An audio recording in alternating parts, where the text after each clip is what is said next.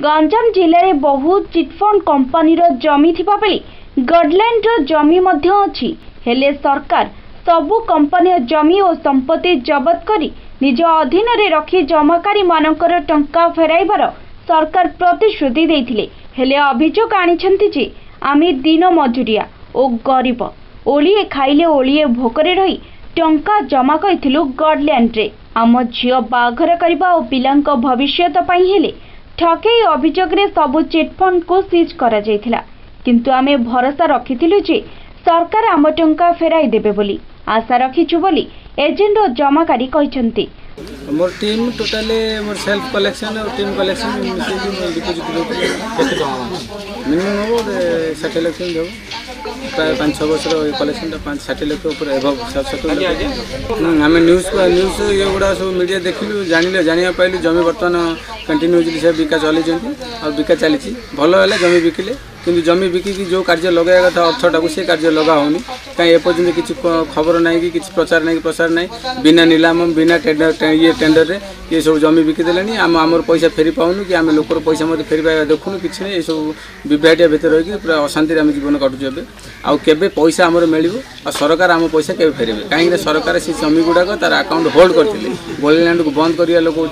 सरकार राज्य सरकार जो बंद कर रखी राज्य सरकार ही निजे आम पैसा आमको फेरीदेले आम उपकृत हबू बोली आशा करूँ। सरकार तो आपको प्रतिश्रुति देइथिले? हाँ प्रतिश्रुति हाँ गत इलेक्शन पूर्व सरकार आम प्रतिश्रुति देइथिले आउ कहिथिले कि जार जार अच्छी सबू जमी लीगल वे रे कोर्ट माध्यम से डॉक्यूमेंट सबमिट करूँ आम आप पैसा फेरबू जमागार पैसा अर्थ फेरबू कही जितेबाला आम कौन कलु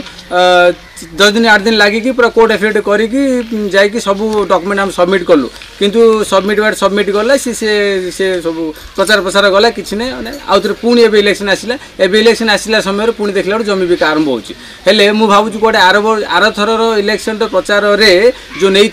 डॉक्यूमेंट ए इलेक्शन फेरेबे कि जदि फेरबे ताले जमी बिकुछे अति उत्तम कथा जमी बिकी आमर पैसा आमको तुरंत फेरंतु जदि जमी बिकी जदि न फेरेबे पैसा ताले आमे बाध्य हबु आउ जो आमर एरिया जो जमी आमर एरिया जो तहसीलदार अच्छे आम बाध्य होगी तहसीलदार पाखे आपत्ति अभियोग करूँ कौन करूँ राजनीति कथा तो किसी कहूनी आम तो राजनीति लोक नुह आम तो सर्वसाधारण लोक हेल्ले राजनीति कौन सी कि चक्र कौन चलती आम कि जानू किंतु आम चाहूँ जे anyhow any cost at any cost आमको आमर पैसा मिलवा दरकार आम चाहूँ आमर पैसा आमको सरकार फेरई दिंतु होता पारे जदिओ सरकार जो मनमुखी शासन चलते ताले से जदि पैसा नदेबे ताले आसंता इलेक्शन जो पैसा खर्च करेंगे जदि आम जाना पाइबू कि ना आउ टे खोज खबर कहीं आम सहित गणमाध्यम अच्छा गणमाध्यम सूत्र जब आम कि पाइलु कथा ताले बाध्य आम कौन करूँ ये कथाटा बर्तमान अधिवेशन जो चली से अधिवेशन पर्यटन आम पहुँचू आ बर्तमान लोक भी सजग हो गले।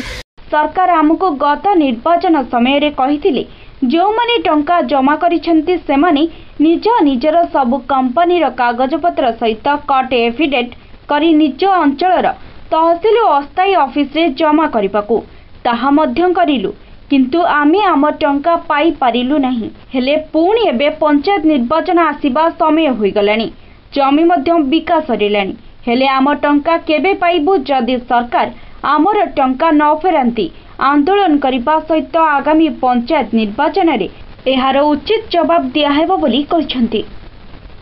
गंजामरु दीपक साहू रिपोर्ट कोणार्क न्यूज।